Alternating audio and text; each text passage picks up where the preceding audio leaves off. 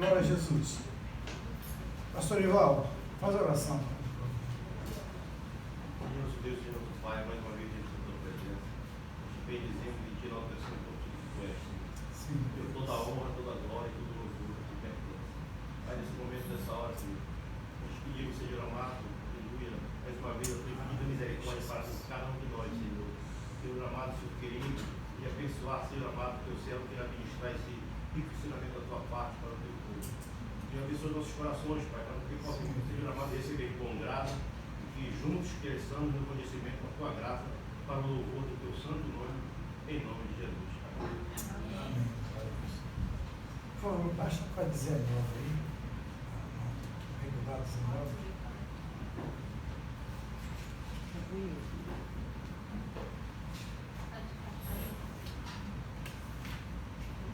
Bom, nós hoje então terminamos esse último livro do ano, que é Liderança Cristã. O que nós aprendemos até agora aqui, ela terá valor para nós se nós colocarmos em prática. Não é verdade? Esse que nós estamos tendo a oportunidade que Deus nos dá de aprender. Nós temos, amados, o princípio da liderança cristã.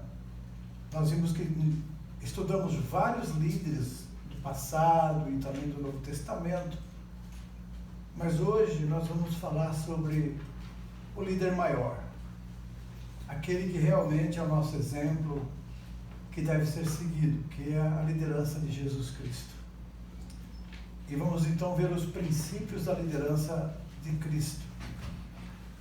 Os tempos atuais são tempos em que a sociedade passa por muitas e variadas mudanças, né, que afetam o estilo de vida das pessoas nos vários campos, seja na indústria, das profissões, da ciência, da educação e da religião. O sociólogo Alvin Toffler, ele escreveu na década de 1990 sobre as três ondas, abordando o futuro da humanidade em três períodos históricos. Segundo esse autor, a primeira onda foi a do período agrícola. Qual foi? Durou muitos séculos, até o início do século XVII. Então, por volta de 1600, mais ou menos, até aí, o mundo girava em torno da agricultura. Depois, teve início o segundo período, que foi a onda industrial, que durou aproximadamente 300 anos. Veja, 16 séculos, mais 1.600, 17 séculos, 1.600 anos mais ou menos, o mundo girava em torno de agricultura. Não havia indústrias.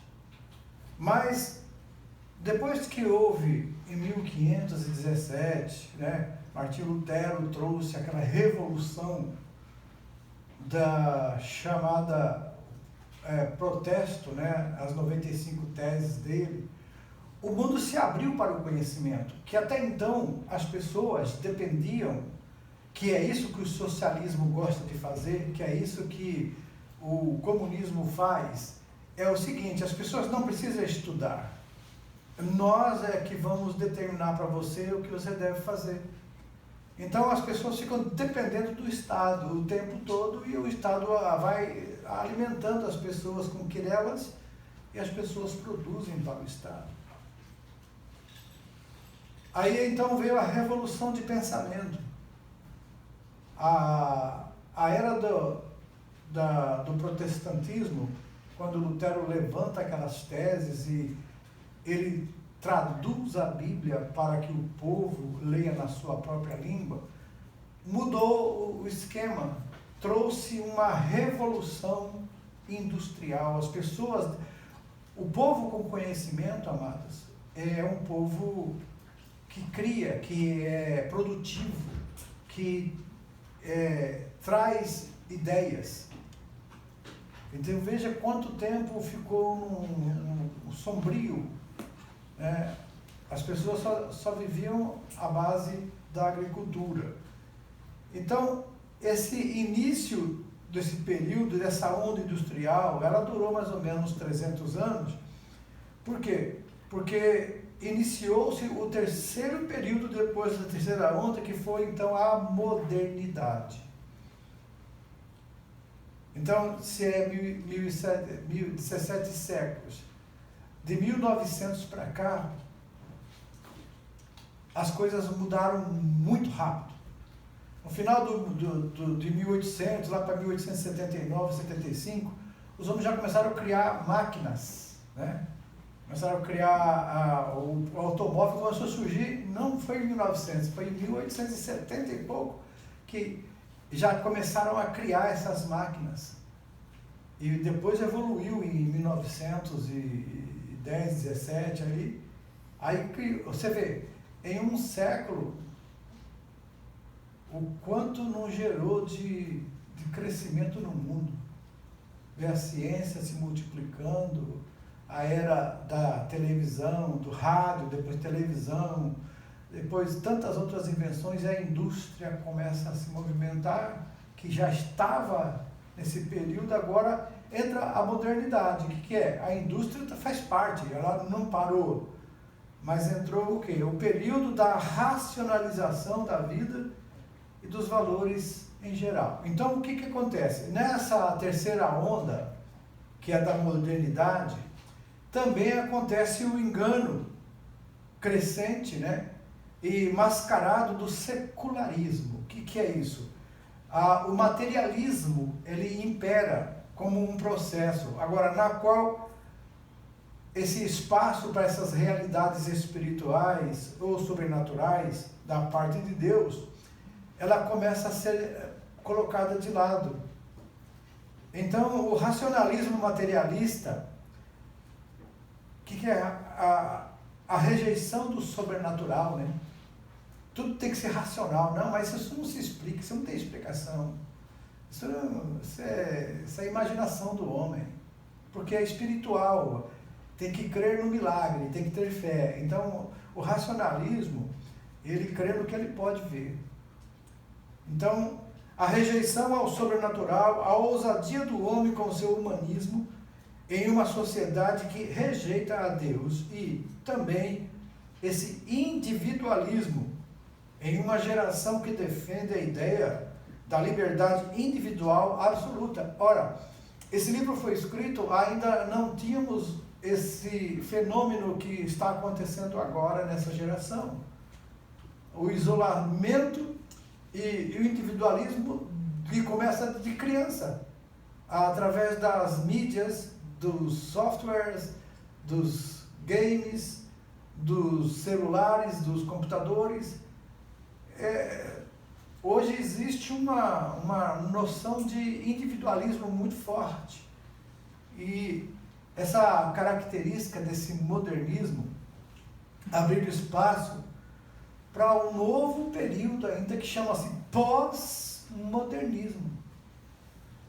Esses sinais desse pós-modernismo, aí vem o antropocentrismo, que é o homem se torna agora o centro de tudo, não é mais Deus, é o homem que se tornou. A relativização, que é exatamente para você pode ser certa, para mim não, então fica com a sua verdade, eu fico com a minha. Então, por relativismo não existe uma verdade absoluta. Cada um pensa, e o que ele acha que está certo para ele, é isso que importa. Então, a verdade da Bíblia passa a não ter valor para essas pessoas. E ele segue o conceito de que ele acha da Bíblia e coloca em prática na sua própria vida. Tem crentes que vivem desta forma. Não, para mim, e isso, amados, é um perigo muito grande, sabe por quê? Desvia do conceito da submissão, da humildade. A pessoa fica muito eu. E esse eu é perigosíssimo, né? Lá no céu um dia alguém falou, eu irei, eu subirei, eu me assentarei, e como Deus serei. Esse eu jogou ele fora do céu, e na terra ele jogou isso no coração do homem. O dia que você comer, você não vai morrer, você vai ser igual a Deus, porque você vai saber tudo. E o homem comeu da fruta. E aí o homem também saiu da presença de Deus. E agora, o pós-modernismo traz a pluralização e a secularização. O que é isso? Esse pluralismo é aceitar tudo. É praticamente um ecumenismo. Você aceitar todas as verdades como sendo válidas. E nós sabemos que só existe uma verdade. E lá em João 14,6, ele mesmo declarou, né? Eu sou o caminho, eu sou a verdade. Então, quem crê em Jesus, amados, pode ter certeza, é só ficar nessa verdade que ela libertará a gente de todo esse processo de modernismo, pós-modernismo. Você vai estar como que vacinado contra essas coisas, pelo fato de que nós, aleluia, somos o povo de Deus. Porque cremos em Jesus. E Ele para nós, Ele é a verdade, a palavra de Deus para nós é a verdade. Então, nesse período atual, percebe-se a morte dos ideais, a supervalorização das emoções. Né? Hoje em dia, nós estamos muito cheios de mimimis, não é verdade? Até nós acabamos sendo afetados por isso. Ai, ninguém me ama, ninguém me quer. Ai, será que ninguém vai me elogiar? Eu postei um negócio, ninguém deu like. Você percebeu como que isso afeta a gente? Afeta a igreja. Ninguém deu like. Puxa. E tem gente que reclama, eu postei, ninguém fala nada. Veja a que estado chegou, a que ponto chegou essa situação que, se você olhar para dentro da palavra de Deus, o nosso eu ficou muito forte. A autolatria é a adoração de si mesmo. Você pode ver que nunca houve tanta procura por perfeição do corpo como agora. Todo mundo quer mostrar que o corpo está sarado. Homem e mulher quer mostrar todos os, né, adjetivos, predicados, tudo, né? Vão para academia, malham, né? Olha, não é errado ir para academia? Não é não, mas tem pessoas que vão mais para se fazer de modelo. E até tem as irmãzinhas, né, os santos e as santas, que ficam postando selfies, né, mostrando o corpo e glorificando a Deus, né, numa afronta à santidade de Deus. Deus não mistura o santo com o profano. Deus não mistura e não aceita que o nome dele seja profanado. E é por isso que as coisas que estão para vir agora vai pegar muita gente de surpresa. Porque de Deus ninguém zomba. E quando Deus fala isso, fala muito mais conosco, igreja, do que com o mundo. Porque o mundo não conhece Deus, nós conhecemos. E se nós não deixarmos levar por essas ideias mundanas, de querer estarmos na moda, estarmos dentro do que o mundo acha bonito, né? Então nós vamos estar saindo fora do contexto de santidade de Deus. Quer lembrar para todos nós, tanto homens como mulheres, que o nosso corpo, ele é templo do Espírito Santo que habita em nós. Então, na verdade,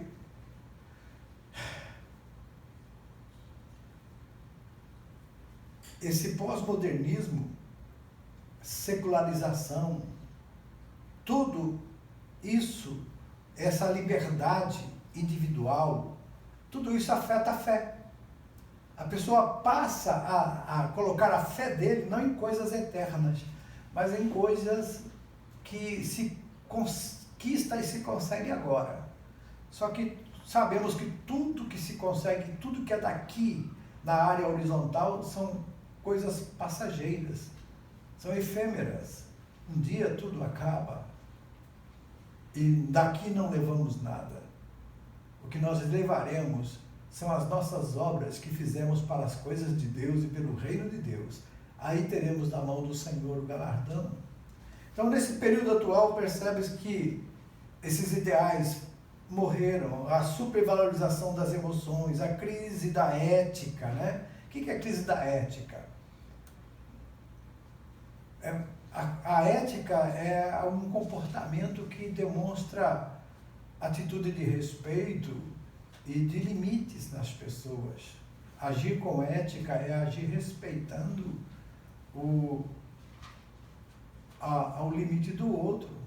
A minha liberdade vai até aonde a do outro começa. Então a falta de ética quebra esses padrões. O narcisismo, o que é narcisismo? Alguém sabe o que é narcisismo? Individualista. É isso que eu falei agora há pouco, ao amor a si próprio. É tudo aquilo que faz bem para mim, eu dou uma atenção exagerada para mim, para o meu eu, para minhas necessidades. Tem pessoas que pecam hoje e você fala, isso é errado, isso é pecado. Ele fala assim, eu tenho o direito de ser feliz. Isso é narcisismo. E as pessoas estão afastadas de Deus exatamente por procurar essas coisas que agradam o seu eu, o seu ego, alimentam, massageiam. Então, por que eu estou falando isso? Porque esse aqui é o princípio da liderança de Jesus, que está mostrando o porquê que nós estamos tão longe dessa liderança. E o que devemos fazer para nos aproximar daquilo que é perfeito em Jesus Cristo. Vamos ver. O narcisismo individualista, a perda da fé em Deus e a crescente ignorância da sua palavra como livro infalível. Veja quantas igrejas hoje, amados, já cancelaram as escolas bíblicas, estudos bíblicos. Tem até igrejas que não tem escola dominical, não tem escola bíblica mais. Eles simplesmente querem fazer um show para o povo. Eles querem trazer o povo para a igreja, para encher a igreja e abençoar todo mundo, e encher o povo de bênçãos materiais, e o povo fica feliz com isso. Mas as bênçãos materiais, amados, e a felicidade aqui na terra, não é a promessa de Deus para uma igreja. Você sabia disso?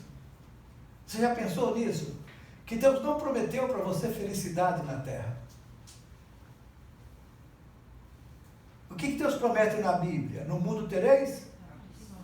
Porque nós não somos daqui, nós somos peregrinos, passageiros. Enquanto a gente não entender isso, a gente vai querer ser cidadão da terra. Mas você, depois de Jesus, você se tornou o quê? Cidadão do céu.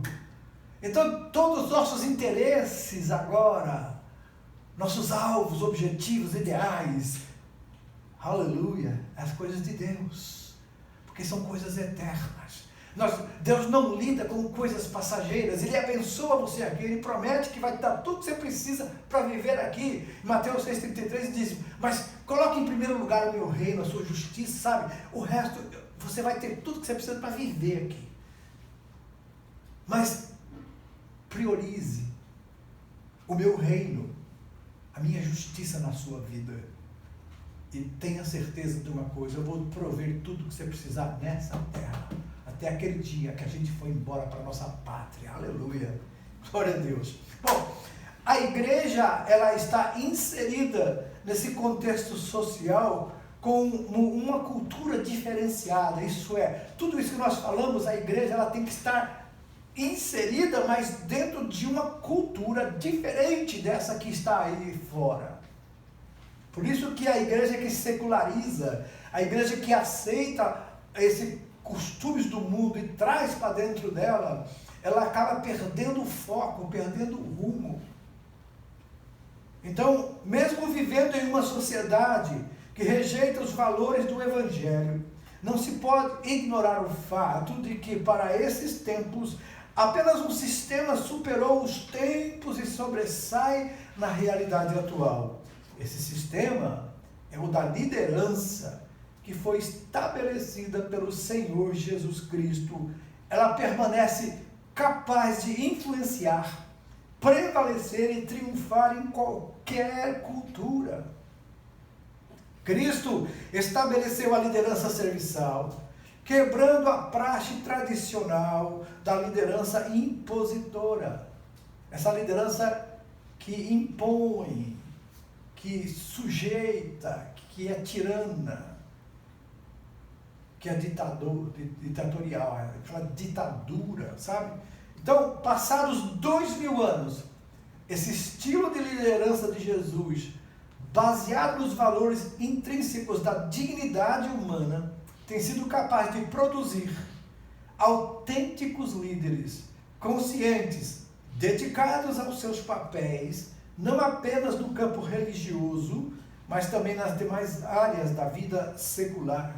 Jesus foi um líder que chamou, influenciou e treinou, inicialmente, 12 homens, combinando seu modo de viver e de comportamento, transformando o padrão vivido até então.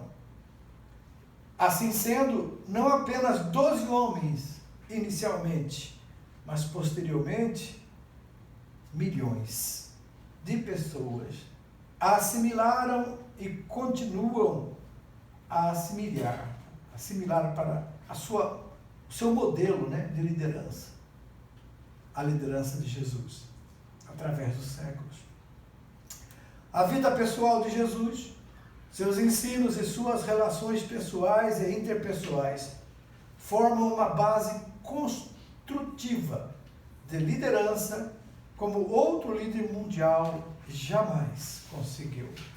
Jesus, até hoje, não foi superado por nenhum líder mundial.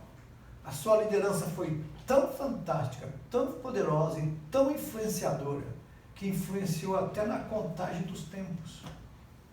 Toda a história se resume antes de Cristo e depois de Cristo. Então, das muitas lições de liderança legadas por Jesus, a lição de servir com dedicação e amor foi a mais extraordinária. Ele deixou claro seus propósitos e o motivo maior da sua vinda ao mundo: servir aos homens e salvá-los. O Filho do Homem não veio para ser servido, mas veio para servir e dar a sua vida em resgate de muitos. Ao formar 12 homens rudes e simples, Jesus demonstrou sua capacidade de formação de uma santa liderança, tendo por base a transformação de vidas seguida de discipulado, visando a maturidade cristã, o amadurecimento da vida cristã. E os princípios perenes da liderança de cristã que Jesus estabeleceu, nós vamos ver estampada e exemplificada nos evangelhos. Então, o primeiro texto fala sobre o processo de formação de liderança. Para nós entendermos o modo como Jesus se tornou líder, nós precisamos vê-lo como homem, um homem chamado Jesus. Lá em João 9:11. Expressão que identifica o quê? A humanidade de Jesus, sabendo que ele era constituído de duas naturezas, a divina e a humana.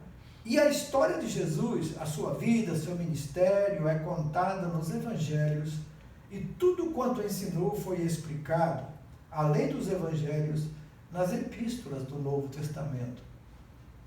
Como homem, Jesus passou por todo o processo de desenvolvimento físico, intelectual, social e também emocional, como todo ser humano, exceto quanto ao pecado.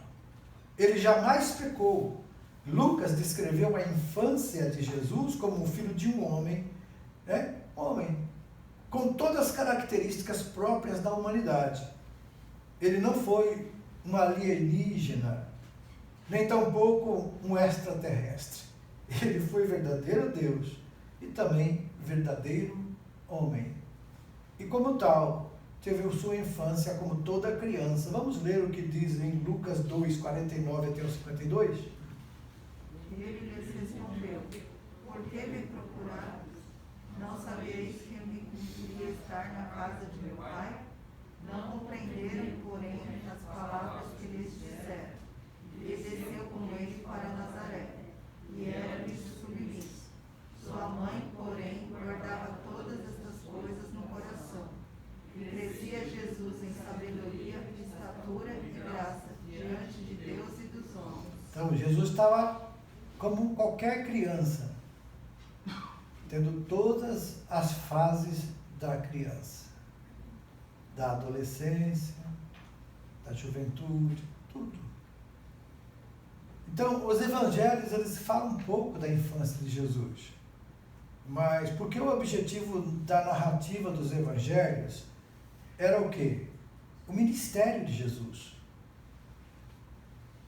Então, ministério, ensino e milagres. É isso que os evangelhos se propõem a mostrar. Por isso que a infância dele não é... E muitos fazem especulação sobre a infância de Jesus, né? Tem até algumas mitologias mostrando Jesus quando era criança, que fazia milagres e tudo, e as outras crianças ficavam admiradas. Mas isso aí é tudo mitos, né? Coisas que não são verdadeiras, são criação na mente humana, imaginando como seria um super boy, né? Um super garoto, ok? Então, o texto de Lucas 2 apresenta o processo de formação de Jesus, ao declarar que crescia Jesus em quê? Sabedoria, estatura e graça. Como? Diante de Deus e também dos homens. Sua infância e adolescência tiveram um desenvolvimento físico, intelectual e espiritual dentro da normalidade e da naturalidade de todo ser humano, como Lucas relatou. Agora, o processo de formação de Jesus como líder, em primeiro lugar, ele teve um crescimento com sabedoria. Isto é, como criança normal, ele desenvolveu sua mente, chamando a atenção dos doutores da lei no templo de Jerusalém, pelo conhecimento que tinha das Escrituras. Era normal a um menino judeu, com a idade de 12 anos, tornar-se um filho da lei. E a partir de quando assumia os deveres e a obrigação religiosa, uma vez que já passara pelo rito da circuncisão, e era então entregue aos cuidados dos mestres do templo para a preparação intelectual e religiosa. E Jesus, sem dúvida, foi um menino brilhante em inteligência, porque demonstrava conhecimento inigualável. E esse conhecimento inigualável de Jesus não era sabedoria de Deus, era sabedoria de homem. Porque ele teve que desenvolver também esse conhecimento humano, raciocínio natural. Ele não teve assim, a Bíblia diz que Jesus não usava da sua forma de Deus para o seu próprio benefício. A Bíblia é bem clara isso. Jesus nunca usou para se proteger, para se guardar. Ele falou assim para os discípulos, inclusive: você não acha que se eu quisesse, eu falava, o Pai mandaria 12 legiões de anjos? Mas eu vim com um propósito. E eu tenho que cumprir esse propósito da minha missão que o Pai me entregou. Então, Jesus despojou-se da sua glória, né? A Bíblia é bem clara. Ele deixou a glória de lado e tornou-se um homem sujeito, como nós, a tudo que esse mundo tem de mal e de bom. Bom, ele demonstrava conhecimento inigualável acerca de Deus, como nenhum outro menino possuía. Em segundo lugar, ele crescia em estatura, isto é, em vigor físico. Jesus, como todo menino, ele havia passado pelo ritual de Bar Mitzvah, que é uma cerimônia que todo menino judeu passa, que é da maioridade espiritual do judaísmo. O menino é convidado a fazer a leitura pública do Torá, que é a lei de Moisés, pela primeira vez ao completar 13 anos de vida. E toda a bagagem intelectual e teológica foi sendo assimilada por Jesus como parte da sua preparação para o exercício da sua liderança. Em terceiro lugar, Jesus crescia em graça diante de Deus e dos homens. A palavra graça, na língua original do Novo Testamento, charis, significa favor e pode também abranger outros sentidos como graciosidade, simpatia, bênção, etc. No contexto da escritura de Lucas 2,52, a palavra graça refere-se à relação daquele menino que crescia debaixo da graça de Deus, consciente de sua vinculação com o Pai, né? Lá em Lucas 2,49 ele fala isso. Significa que o Pai Celestial aprovava e se comprazia, se alegrava com o crescimento do seu filho Jesus. E interessante é que graça é algo que deve ser, todo líder tem que pedir a Deus. Deus me dá graça diante do teu povo. Uma pessoa que tem graça diante do povo é aceito pelo povo. Tem pessoas que têm muito conhecimento, têm muita autoridade, mas ele não tem graça. Então aquela autoridade, aquele conhecimento dele acaba sendo rejeitado por muitos, porque não é uma pessoa aceita. Ele não tem aquela aceitação da pessoa dele. Isso chama-se graça. Quando uma pessoa consegue ser aceita por um público. No contexto da Escritura, então, ela crescia na graça, no conhecimento, consciente dessa vinculação. Então, ao referir-se a Deus como expressão meu Pai, o Jesus estava indicando que sua vida era exclusivamente dedicada aos interesses do Pai. E essa graça especial se revelaria na formação de sua liderança. Quando reunisse as pessoas que fariam parte do grupo que ele lideraria para se tornar os líderes do futuro. Em relação à graça diante dos homens, Jesus era um homem de constituição, a constituição física de Cristo era normal, como de qualquer um outro homem. Ele não tinha uma aparência que distinguia. Tanto é que no batismo mesmo, quando João batizou Jesus, Deus teve que revelar para João que aquele era Jesus, por mostrar a pomba, por mostrar a forma como ele se revelaria. Então, Jesus andava no meio da multidão e ninguém sabia que ele era Jesus. Os seus próprios irmãos carnais, né, meio-irmãos, né, que eram 4 e mais irmãs, que a Bíblia fala, nem aceitaram que Jesus era o Messias quando ele começou o ministério. Nós vemos que Tiago só passou a crer em Jesus depois que ele ressuscitou, irmão de Jesus. Jesus apareceu a ele, aí ele acreditou que realmente ele era o Messias. E Tiago foi um grande líder na igreja em Jerusalém. Em relação à graça diante dos homens, Jesus era um homem de constituição física normal, podia facilmente se confundir com os outros homens. Sua graça, porém, estava onde?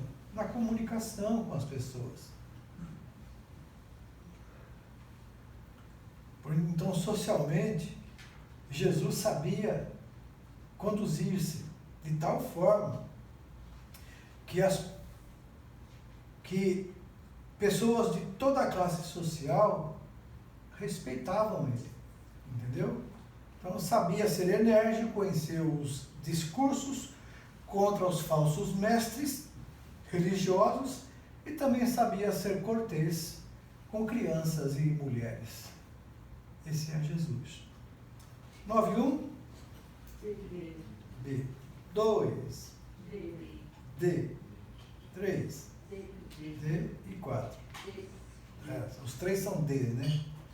Ok. Jesus como modelo de líder. Esta é uma pergunta que todo líder deveria fazer para si mesmo. É Jesus o meu modelo de liderança?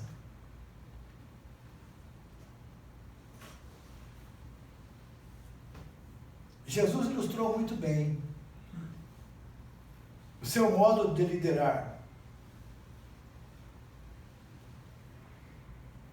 E ele veio quebrar um paradigma de liderança, né? Como está patente em uma das suas mensagens registradas em Mateus 20, versículos 25 a 27. Vamos ler? Olha aí o que ele disse.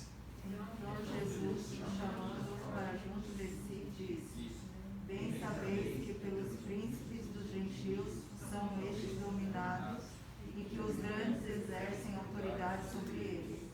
Não será assim entre vós, mas todo aquele que quiser entre vós fazer-se grande, que seja vosso serviçal, e qualquer que entre vós quiser ser o primeiro, que seja vosso servo.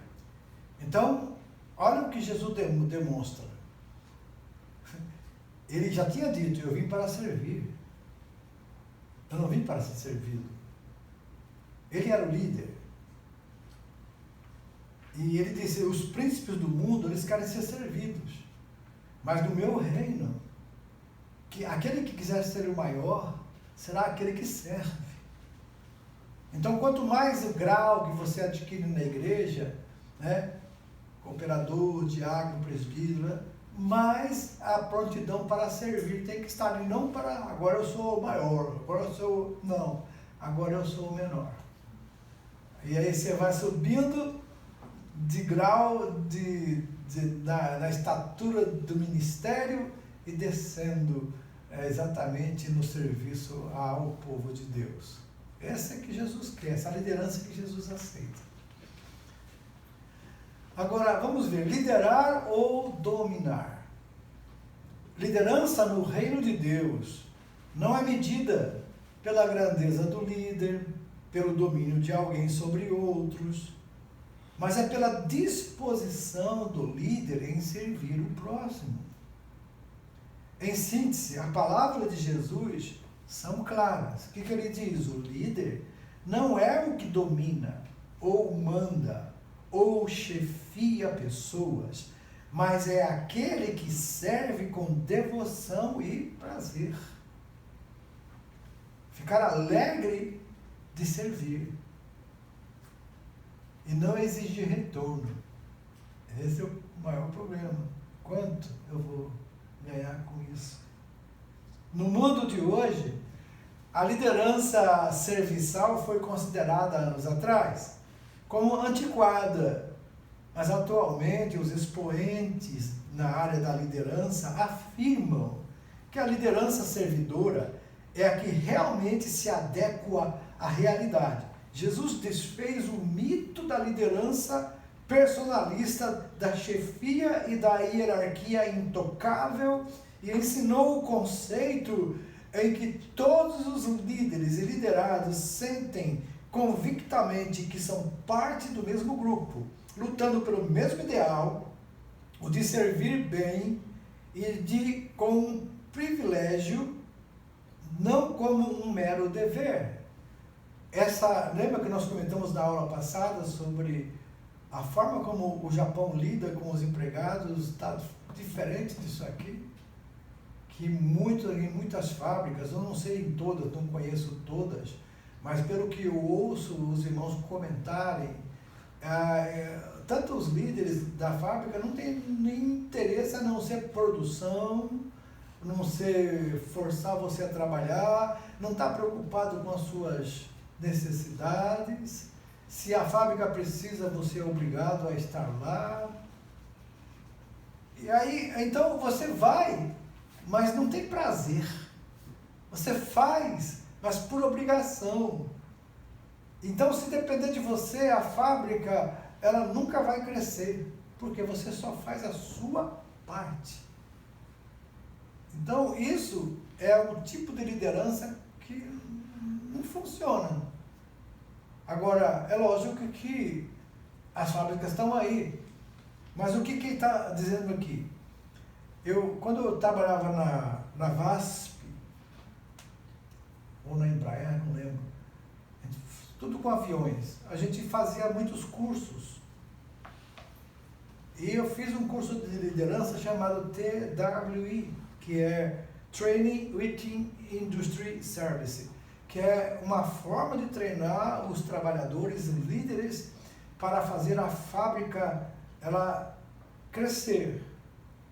E nesse treinamento nós aprendíamos que o líder deve incentivar o empregado, que no caso do trabalhador, a não se sentir apenas um empregado, mas alguém que está participando do crescimento daquela fábrica, daquela empresa, para que se sentir também um dos donos dela. Tem até um exemplo de pedreiros que estavam construindo a Catedral de São Pedro, lá no Vaticano. Então, alguém disse para um pedreiro, perguntou: o que você está fazendo? Eu disse: estou aqui assentando tijolo, estou ganhando meu pão. Então ele estava realmente assentando tijolo, ganhando pão. Aí perguntou para o outro: o que você faz aí? Eu estou construindo a capela de São Pedro. Quer dizer, ele está na mente dele, não era só aquilo ali, ele estava vendo o tamanho daquele empreendimento, que ele estava fazendo parte daquilo. Você entende? Então, é isso que a liderança tem que fazer. Por isso que quando nós incentivamos os irmãos aqui, dizemos: irmãos, você está fazendo pelo reino de Deus. Você está fazendo até uma limpeza que você faz, arrumar uma cadeira, limpar ali. Tudo isso é para o reino de Deus. Você está engrandecendo o reino de Deus, está cultivando o reino de Deus aqui na terra. A sua vida pessoal, o seu testemunho, tudo isso faz parte desse crescimento. Então, isso é o que acontece. Nós estamos chamando as pessoas para pensar junto, trabalhar junto e fazer o trabalho juntos. Não apenas fazer por fazer. Eu estou aqui, mando e você faz. E depois eu cobro o resultado. Não, vamos juntos, porque a liderança de Jesus é baseada em fazer junto. Amém?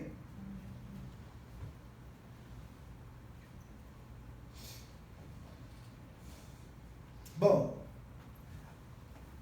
a liderança cristã, ela difere no modo de atuar, porque nenhum líder cristão verdadeiro lidera independentemente. Ele não age como um chefe que se interessa pelas pessoas do pescoço para baixo. Isso é, as mãos, os pés, a força física, mas não a cabeça e o intelecto. Você não precisa pensar, viu? Eu penso por você, você já faz. É assim que ele está dizendo assim. Tem líder que só pensa no que a pessoa pode dar de retorno para ele. Mas tem o certo é que Jesus fazia. Jesus trabalhava na cabeça das pessoas. E dali ele fez aqueles apóstolos que foram capazes de ter uma liderança tão forte, mudança de vida tão forte, que através deles se espalha o evangelho por o mundo de então. Então, a submissão do ser humano ensinada por Jesus não significa também a subserviência, o servilismo, mas significa o quê? Uma capacidade de acolher ideias, conceitos e tarefas e espontaneamente fazer o que deve ser feito com prazer e com espírito voluntário. Que legal, né? Que gostoso é você poder se levantar e dizer: opa, não vejo a hora de chegar na fábrica para trabalhar, que hoje eu vou fazer mais uma parte que vai ser um projeto que vai, sabe, participar. Quando a gente lá na VASP, ou na Embraer, a gente ia conversar com os liderados, a gente falava assim: gente, nós estamos fazendo hoje o marco na história da aviação brasileira, porque você e eu, nós trabalhamos juntos para que a Embraer se destaque no mundo como uma indústria pioneira em muitas coisas. E até hoje a Embraer se destaca no mundo. Os aviões que eles estão fabricando são de última geração, fantásticos, sendo comprados pelo mundo inteiro. Mas lá embaixo houve uma um treinamento eficaz. E é baseado no treinamento de Jesus. Jesus fazia os discípulos se sentirem parte, o reino. Vós sois do reino. Né?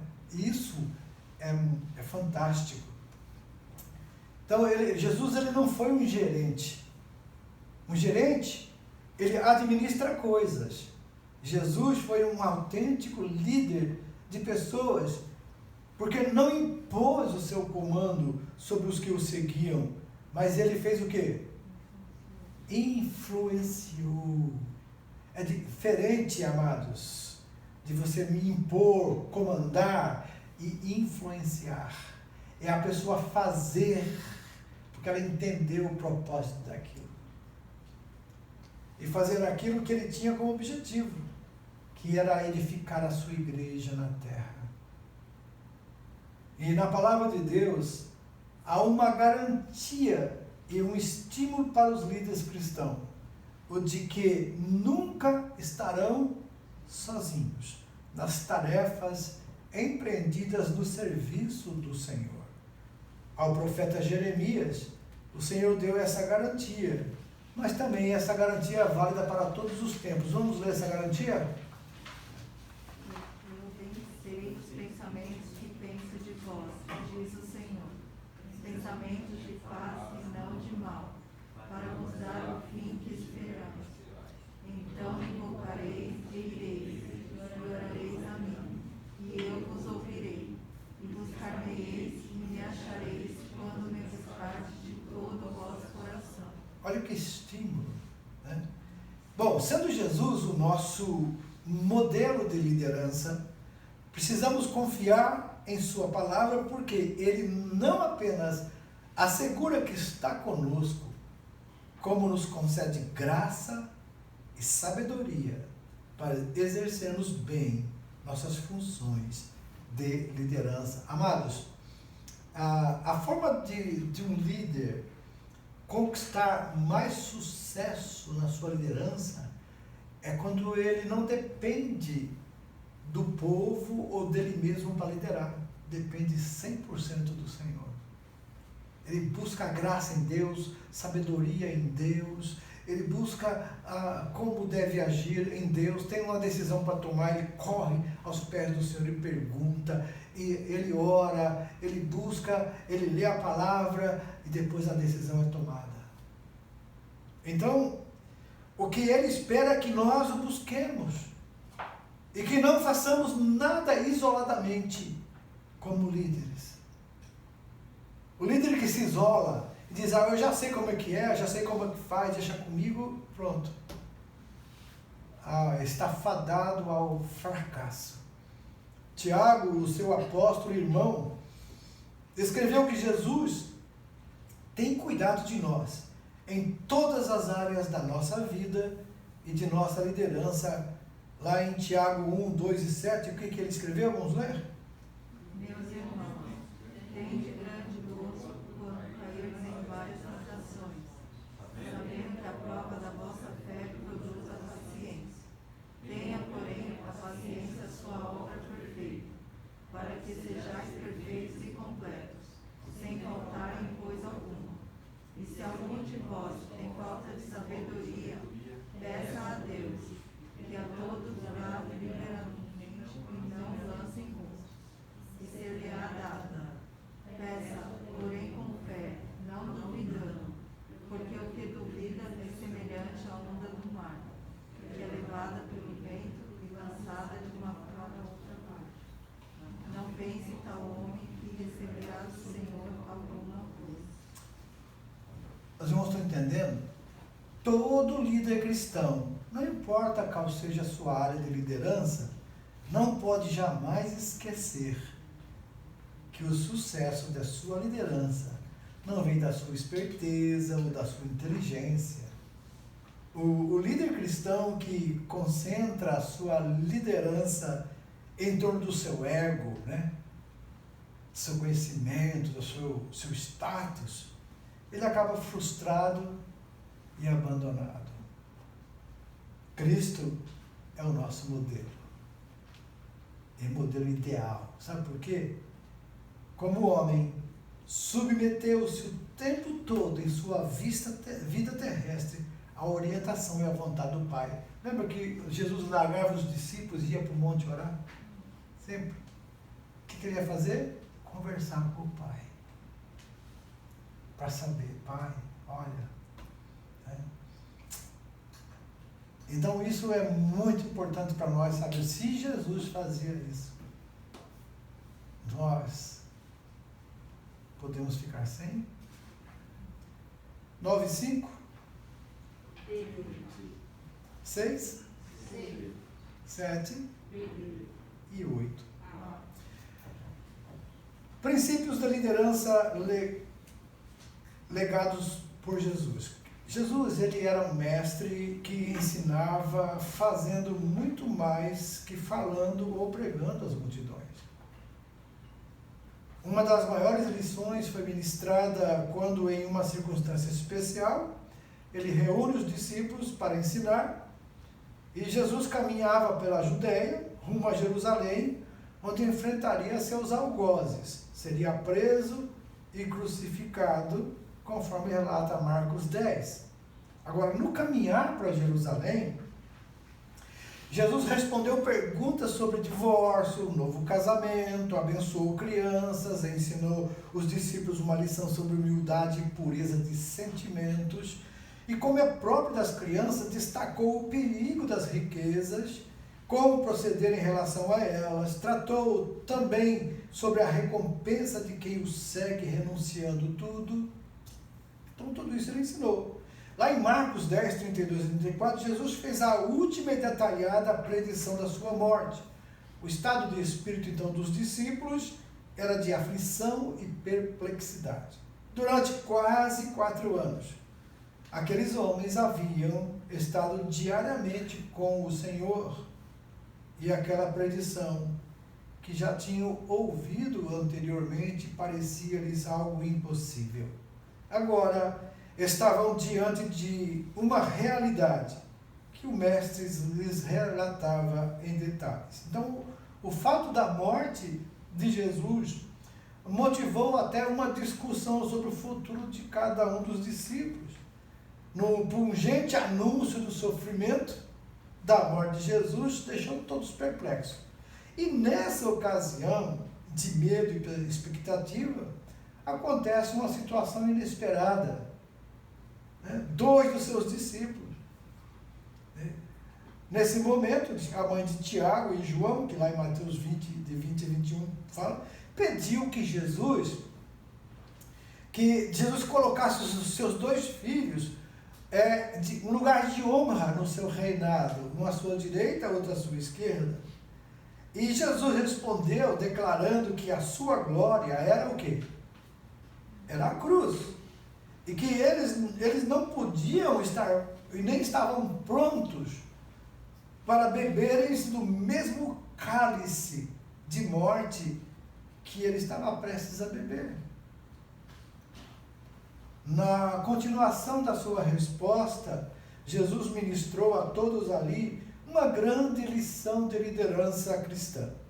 Quem sonha com liderança e vive pensando apenas em ser grande, controlar, mandar e dirigir, deve meditar sobre essa lição de Jesus. Esse episódio provocou algumas respostas específicas e alguns princípios foram estabelecidos aos que aspiram, aos que desejam a liderança cristã. Bom, primeiro, Jesus colocou todos os seus discípulos em que nível? No mesmo nível de igualdade no contexto da liderança. Então, diferentes castas e classes, diferença de pessoas no seio da sociedade, tem sido um enigma social. Mas Deus não vê a humanidade por classes sociais, porque Ele não fez e não faz acepção de pessoas. Todavia, as diferenças sociais são males da humanidade, em consequência de quê? Do pecado. O ato de servir sempre teve uma conotação de rebaixamento, de humilhação. Mas Jesus veio a esse mundo para mudar esse estado de inferioridade. Jesus revolucionou o conceito da palavra servo, dando-lhe um sentido especial. Quando se falava servo, escravo, empregado, é sempre pejorativo, diminutivo, né? Mas Jesus veio da ideia do serviço, igualou a ideia de serviço a todos, formando o quê? Uma comunidade de pessoas que se ajudam mutuamente e ao próximo. Então, um chefe, um líder, ele vai chamar os seus liderados a junto com ele fazer o bem. E um se preocupa com o bem do outro. Quanto à liderança, Jesus confrontou o conceito de chefia, comando e autoridade com uma filosofia de serviço amoroso e altruísta, sem espera de recompensa, em um mundo egoísta. Esse conceito bíblico de serviço não é aceito, porque nosso ego quer sempre ser rei e dominador sobre as pessoas, mas Jesus mudou esse conceito arraigado na mente dos discípulos até então. Aí você fala, por isso que eu também não falo nada. Não, amados. Jesus ensinava, ele só não impunha, mas ele mostrava a verdade, ele exortava os errados, ele era firme contra o pecado e contra os falsos ensinos, mas ele deixava a escolha. Então ele não pegava a pessoa e amarrava e puxava para fazer o que ele queria. Ele jogava o ensinamento e deixava a pessoa escolher. Quando Jesus declarou, sabeis que os que julgam ser príncipes das gentes, delas se assenhoriam, ou se assenhoreiam, né? O que quer dizer isso? Quando a pessoa é o príncipe, o chefe, o rei, o senhor, se assenhoria das pessoas como se fosse propriedade deles. E os seus grandes usam de autoridade sobre elas. Ele estava dizendo que o interesse desses líderes, príncipes, visa apenas o quê? Ter o apoio dos liderados, que é o povo, em benefício próprio. Nunca em favor dos liderados. Por isso Jesus declarou com ênfase, mas entre vós não será assim. Oh, glória! A igreja, isso é bom. E para um líder que deseja fazer o certo também é bom.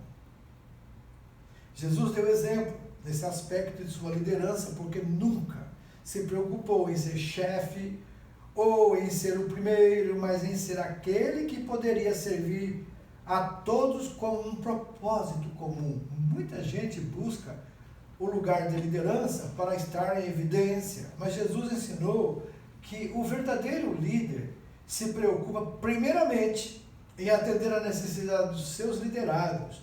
E na obra de Deus, a graduação ocorre em função do serviço prestado com amor.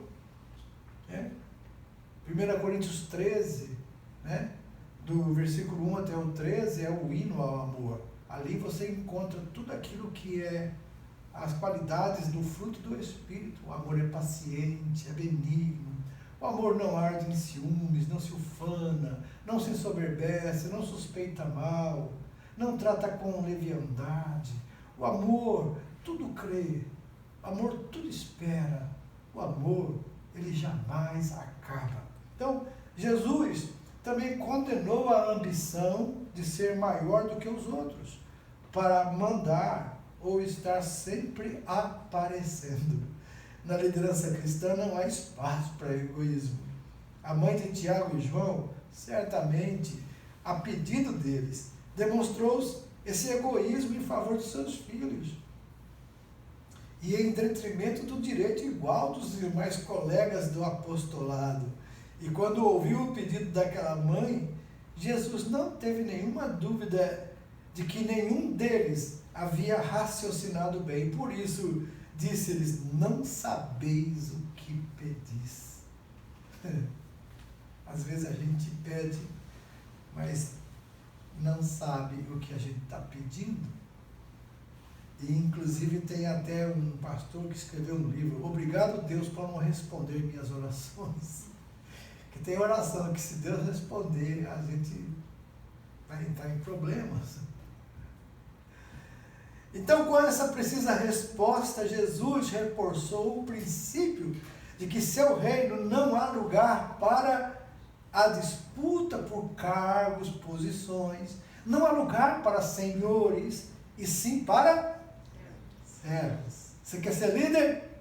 Então, o líder cristão chama-se servo. Ele vai servir aqueles que Deus colocou ele para liderar. Por isso que a palavra ministro significa aquele que ministra, aquele que serve. Aqueles discípulos queriam a glória, mas não o vitupério. Jesus disse a eles, o cálice que eu tenho que beber, vocês ainda não podem suportar. Que Jesus ia para a cruz. Se eles quisessem estar com Jesus, tinham que ir para a cruz, mas eles não estavam preparados. Poucos antes, eles já tinham pedido para Jesus destruir uma cidade. Quer que manda descer fogo do céu? Que a cidade rejeitou eles, e eles saíram da cidade. Assim, Jesus quer que a gente mande descer fogo do céu para consumir essa cidade. E Jesus olhou para ele e falou assim, vocês não estão entendendo nada do meu reino. Eles queriam a coroa de príncipe ou de líder, mas não estavam prontos para a cruz. Queriam o trono, mas não o serviço. E Jesus apontou-lhes o caminho.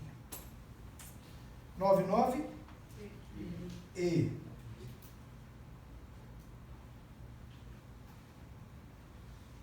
Cadê? Você viu que é invertido aí, né? 10, 11, 12.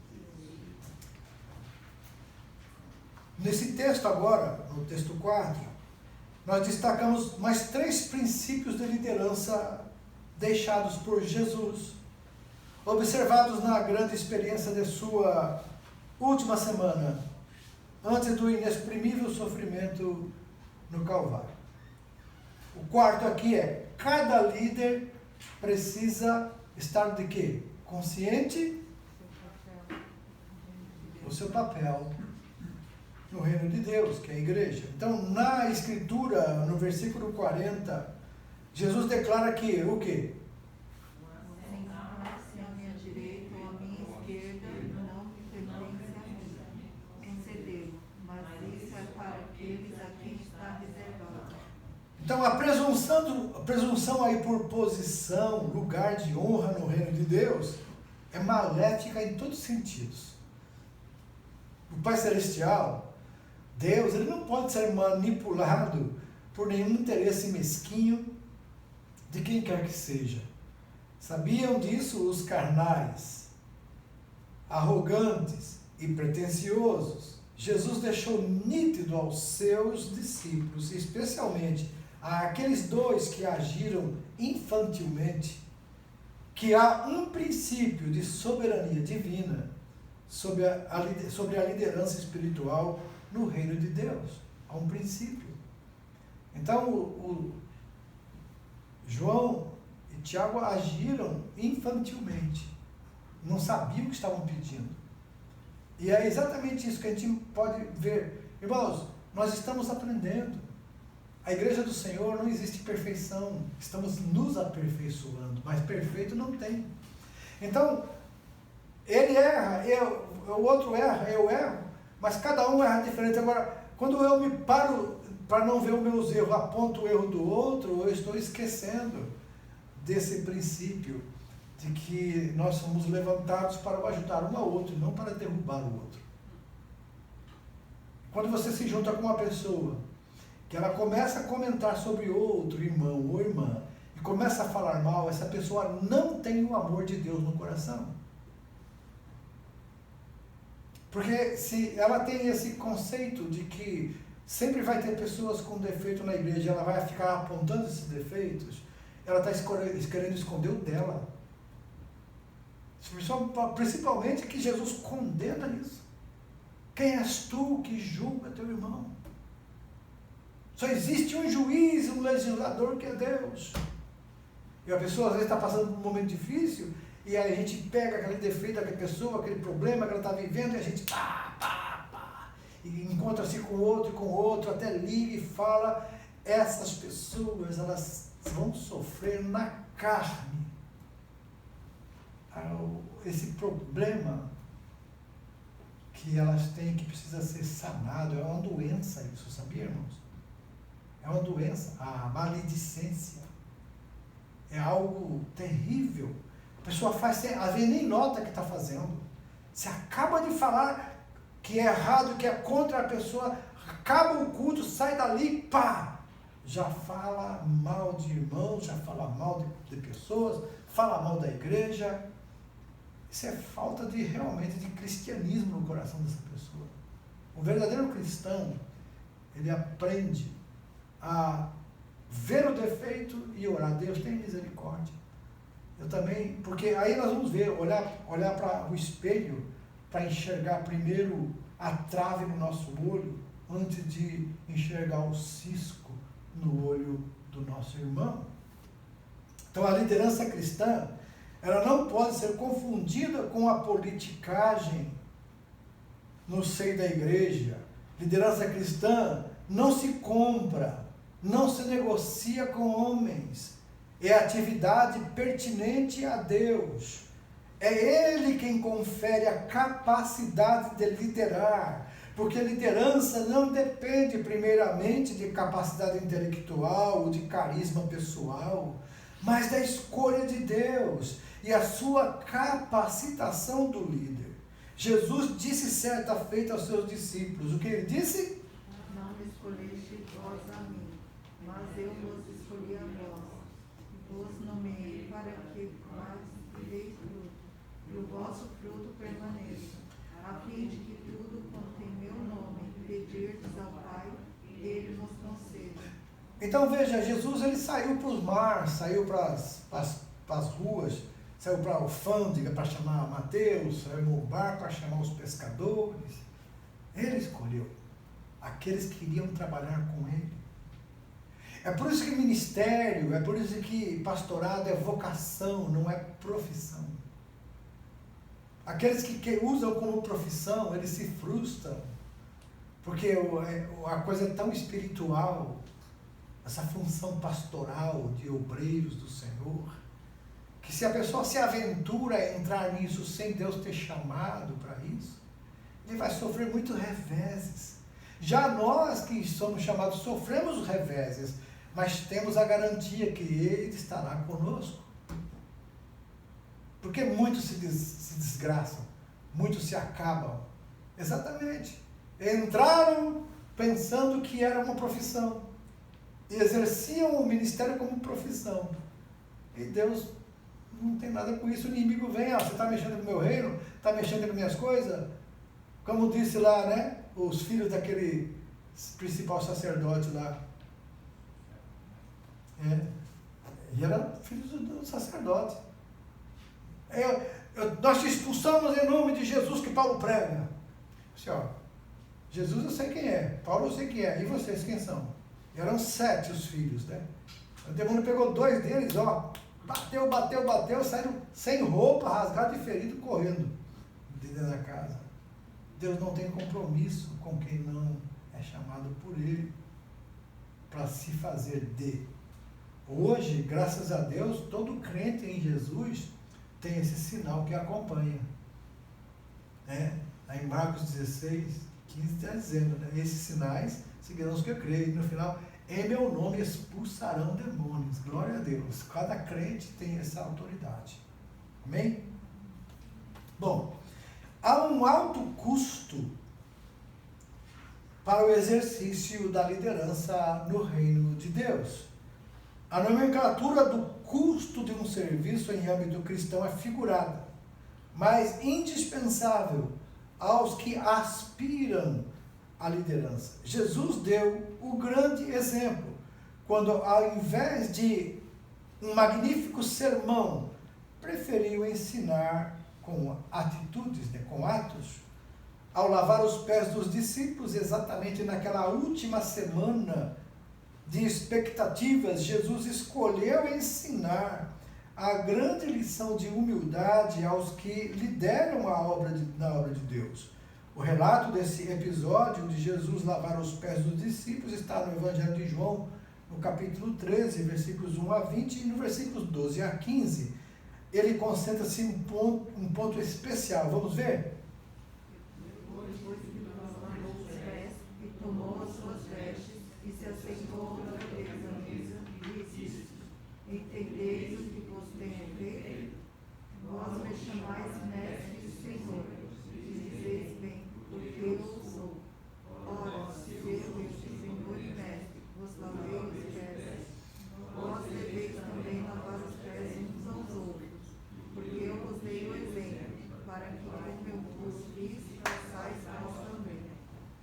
O ato de lavar os pés uns aos outros não era o mais difícil. Quando perguntou a Tiago e João se poderiam beber do cálice que ele bebia, Jesus estava se referindo aos sofrimentos pelos quais passaria não muito depois daqueles dias.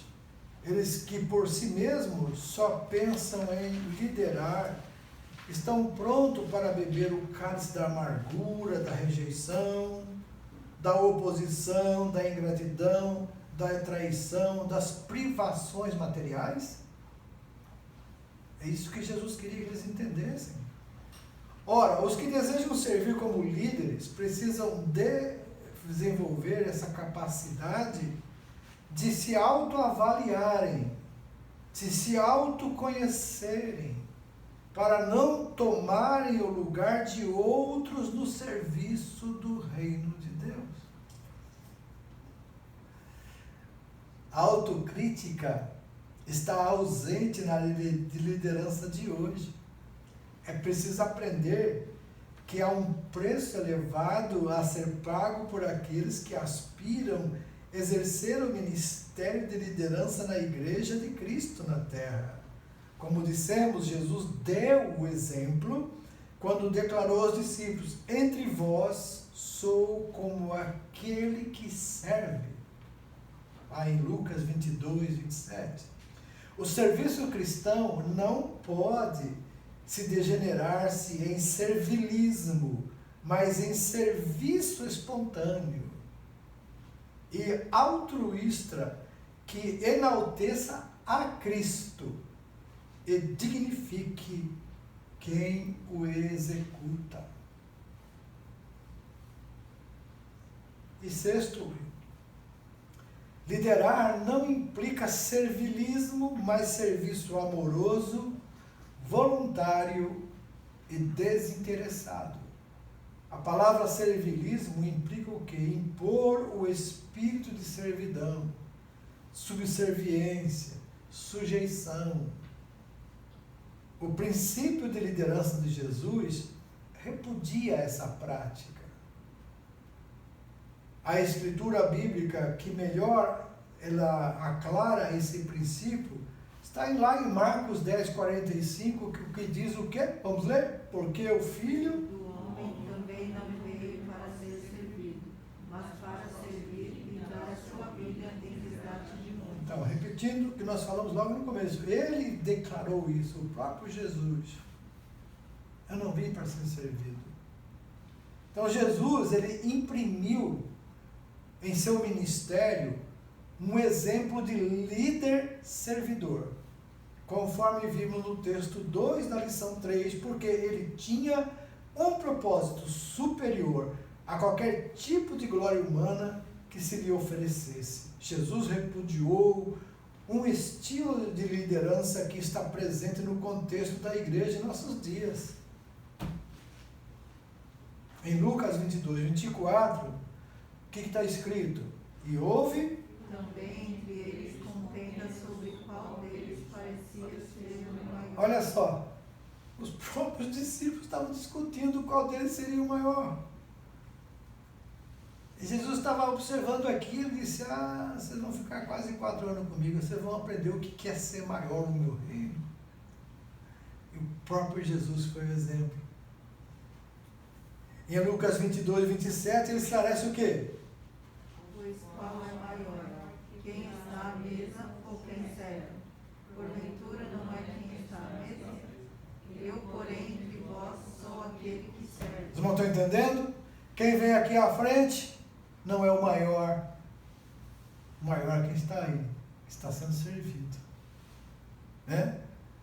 Então, em termos de liderança cristã, aqueles que dirigem a igreja de Cristo devem fazê-lo como servos. Por isso, Jesus mostra aos discípulos o lado negativo do exercício da liderança. Mostra o que não é liderança cristã. Não é poder político, nem exercício de autoritarismo. Em liderança cristã, o seu exercício deve ser baseado no serviço espontâneo. O lado positivo da liderança cristã deixada por Jesus nos mostra que ele imprimia especial atenção àquelas pessoas que ele liderava. E Jesus focava sua liderança nos princípios das Escrituras Sagradas. Veja bem, Jesus sabia que Judas pegava dinheiro da bolsa. Mas Jesus nunca falou isso. Jesus ia dando oportunidade para que ele entendesse. E no final, por causa do dinheiro, ele acabou traindo o seu mestre. Então veja que ao líder não compete ficar vigiando o seu liderado, mas sim orientando, falando, influenciando. É isso que a liderança de Jesus ensina, ok? 9:13, 14, 15, é A. 16, D. 17 e o 18, 19 e 20. E muito bem. Primeira aula, agora a próxima nós estaremos terminando esse livro com liderança nos ensinos de Jesus.